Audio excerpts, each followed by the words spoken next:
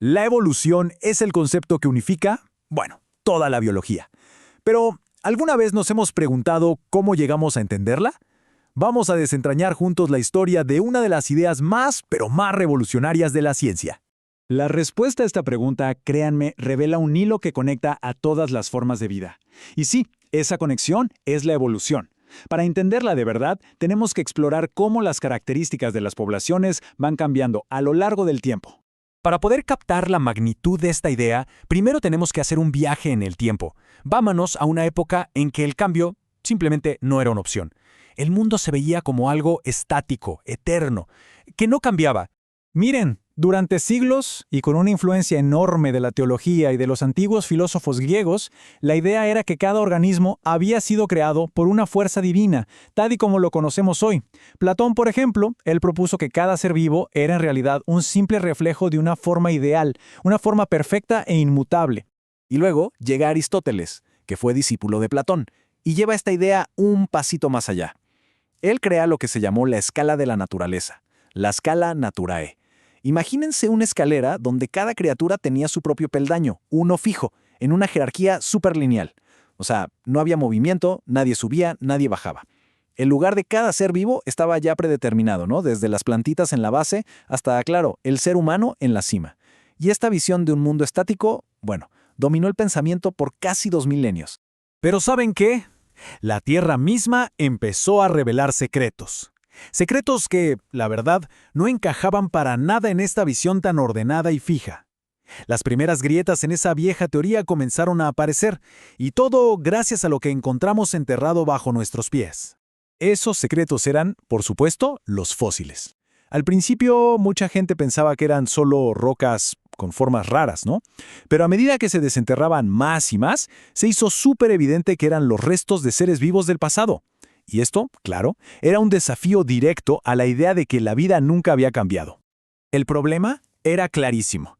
De repente, aparecían criaturas como los trilobites que, bueno, ya no existen, o plantas antiquísimas que no se parecían en nada a las que crecen hoy. Esto introdujo un concepto que fue radical para la época, la extinción. A ver, si todo había sido creado a la perfección, ¿por qué algunas de esas creaciones simplemente habían desaparecido? No cuadraba.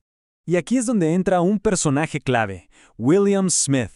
Él era un topógrafo, y mientras trabajaba en canales y minas, se dio cuenta de algo fascinante.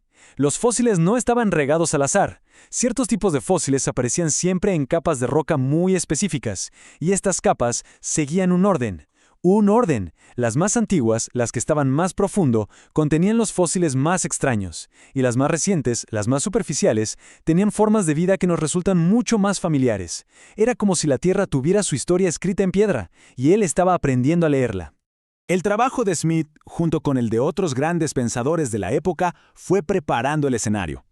Por un lado, Hutton y Lyell argumentaron que la Tierra no tenía miles de años, sino millones de años, y que había sido moldeada por los mismos procesos lentos que vemos hoy.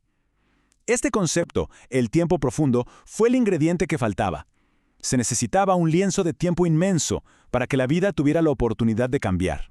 Ok, entonces, con la idea de un mundo estático, ya desmoronándose, y la evidencia de un planeta muchísimo más antiguo de lo que se pensaba, la gran pregunta era, bueno, si la vida cambia, ¿cómo lo hace? ¿Cuál es el mecanismo?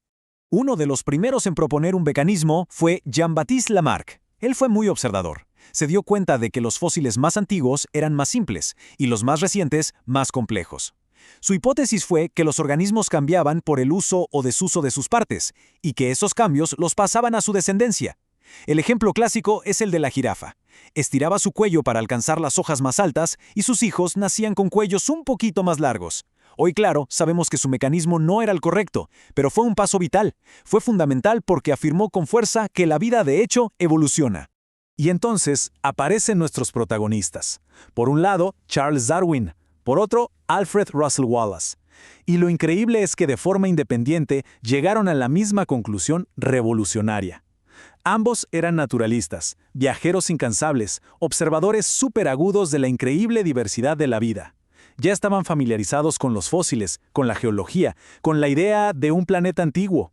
Solo necesitaban conectar los puntos. Su gran idea fue lo que llamaron descendencia con modificación. A ver, no se trataba de grandes saltos evolutivos de un día para otro, no. Eran pequeñas diferencias, pequeños cambios que se iban acumulando de una generación a la siguiente. Y a lo largo de periodos de tiempo enormes, estos pequeños cambios podían producir las transformaciones masivas que vemos en el registro fósil y en toda la diversidad de la vida actual. Pero a ver, ¿cómo funciona este proceso? Se basa en 4 postulados muy sencillos. Primero, dentro de una población los individuos varían. Todos somos un poco diferentes, ¿cierto?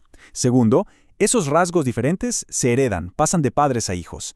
Tercero, siempre nacen más individuos de los que el ambiente puede sostener. Hay competencia. Y por último, el punto clave, la genialidad de la idea. La supervivencia no es una lotería. Aquellos individuos con rasgos que les dan una pequeña ventaja en su entorno, bueno, tienen más probabilidades de sobrevivir y por lo tanto de dejar más descendencia. A este proceso lo llamaron selección natural. En las propias palabras de Darwin, este proceso inevitablemente lleva al cambio. Él dijo, las variaciones favorables tenderían a conservarse y las desfavorables a destruirse. El resultado de esto sería la formación de nuevas especies. Es simple, si los individuos con ventajas sobreviven y se reproducen más, pues sus rasgos favorables se van a volver más comunes en las siguientes generaciones, y así la población como un todo evoluciona. Es un mecanismo súper simple, pero increíblemente poderoso.